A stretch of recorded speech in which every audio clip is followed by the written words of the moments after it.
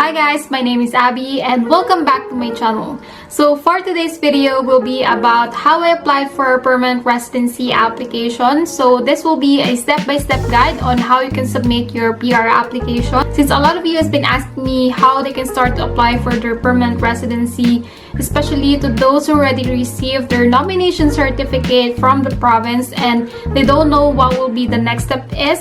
So if you are in this situation, I suggest that you watch this video until the end so you will know what you need to expect for your permanent residency application. But before we start our video, just a disclaimer that this is not a legal advice and this is just based on my experience and own understanding about the process. So I suggest that you still do your due diligence, do a research, contact IRCC if needed, especially if you need to clarify things that is unique to your situation. And now let's go to our topic. So the first step in applying for your permanent residency is of course deciding what PR program is right for you. So this part is actually hard to decide because there are a lot of PR programs available for us and sometimes their eligibility criteria are kind of confusing, especially the eligibility criteria change from time to time and our situation might change also. So one of the deciding factors in choosing a PR program is the processing time. But right now, it's kind of more confusing to decide because the processing time is not actually accurate. So I suggest that if you already qualify for one program, then apply to that program as soon as you can. So what I did before was I checked all the PR programs available here in New Brunswick and check if me and my partner is eligible to those programs. So if you watch my video about our PR application timeline, I mentioned that PNP was not even our first choice. It was actually our last choice, but I just couldn't wait for new PR programs to open, so we decided to just submit our application and just wait for the decision instead of waiting for new PR programs to open. And of course, don't forget to have a backup plan or another option for another PR program. So if your first choice eligibility criteria change or your situation change, you will still have another option to apply for your permanent residency. And next is securing a valid job offer. So not all job offer is valid even though they are full-time year-round job offer because your job offer is also connected to the employer eligibility. So for example, you're offered a job offer that falls under the tier category 5 and you're international graduate. So in the NB Skilled Worker Stream Guide, it says that if you're international graduate and you have a job offer that falls under the tier category 5, you are not eligible to apply. But if you're not international graduate and your job offer falls under the tier category 5, then it is fine. You are still eligible. And another example is that if you receive a full-time job offer that falls under the high tier category, but the company is just operating for let's say 12 months or under the new ownership, then you will not be eligible to apply. Because again, according to the NB Skilled Worker Stream Guide, under the employer eligibility, your employer must be in continuous active operation in the last 24 months and under the same ownership. So before you accept that job offer, please just make sure that your employer is eligible to support you in this program and the job offer is valid so you will be able to use this when submitting your application. And next, once you secure a valid job offer, the next thing is gathering the other required documents. So there are documents that requires more time to process like police clearance, and if you want to claim points for your educational background from your home country, you will need an educational credential assessment from the organizations designated by the IRCC. So this will be valid for 5 years. So if you plan to claim points for this, it is better to get this even before you graduate. And if you're not an international graduate, you are required to submit an educational credential assessment. And if you plan to apply for your permanent residency as soon as you graduate, you can also book an English language proficiency exam like IELTS or CELPIP. So this is valid for 2 years, and other personal documents that you think will require some time to process. So get those documents so you will be ready to submit your application.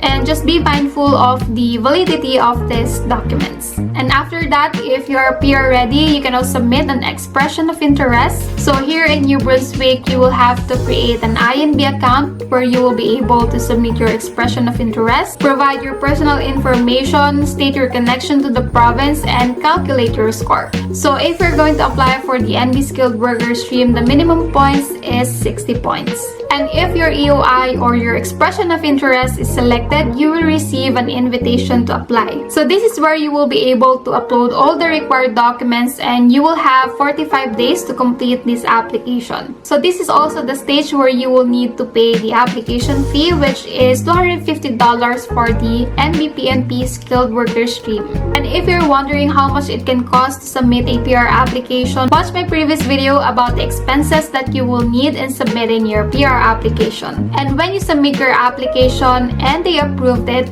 the province will nominate you and you will receive the nomination certificate. And there is also one thing to remember: you must maintain the conditions in your nomination certificate so it won't cause any delay or issues on your application. And when you have your nomination certificate, you can now finally submit your PR application to the federal or the IRCC. So now it is recommended to submit all the applications through online. So there is a PR portal where you will be able to submit your PR application. So I will put all the important links in the description so you will be able to check it. So the documents that you will submit to the PR portal is almost the same. There are just few documents that you need to add, like the nomination certificate, police clearance for all the countries that you've lived for more than 6 months in the last 10 years, your photo and a photo of your spouse or common law partner, and if you have dependent child that is taken the last 6 months that follows the photo specification of the IRCC, IMM forms, and the receipt when you pay the PR application fee. And again, I have a video about how you can pay your PR application, so just check it here in my channel. And if you have questions, just feel free to leave a comment or message me in my Facebook page. So just make sure that the information that you provided when you applied for your nomination certificate will match the information that you will put in the PR portal. And when you completely submit your application, the only thing that you need to do is wait for the decision unless they request additional requirements from you. So right now, there is a temporary public policy for inland applicants that they don't need to do a medical again, but just be ready in case the IRCC requests you to have a medical exam. And when you submitted your application, the IRCC will send you an email saying that you successfully submitted your PR application. So just make sure that the email address that you will provide is active and you have access to it, because IRCC will also send updates to the email address that you will provide to them. And next is the AOR, or the acknowledgement receipt, and you will also be able to link your application to the GCK account, so you will be able to see updates regarding your PR application. And after that, it might be the medical request, or will go straight to medical pass, an additional document request, or the ADR if the IRCC requires new and updated documents from you, biometrics pass, then eligibility pass. If everything is fine, then the decision made. And when your PR is approved, you will receive an email that your application for your permanent residency is approved. So there are a few steps that you need to do to confirm your PR status, and I will make a separate video for that. But now let's just focus on how you will submit your PR application. So that is the process of how you can submit your PR application. It is mainly focused on the PNP, but the idea is there on what you need to ready for your permanent residency and what you need to expect. So I hope that this video will be able to help you when you apply for your permanent residency. And again, just an advice to just regularly visit the IRCC website and always check the eligibility criteria of these PR programs, because these programs' eligibility criteria change from time to time. And if you have questions and you need to clarify something, I suggest that you contact the IRCC so you will be able to get an answer that fits your situation. But if you have some general questions, just send me a message to my Facebook page and I will try my best to answer and help you in submitting your permanent residency application. So thank you guys for watching, and I will see you in my next video.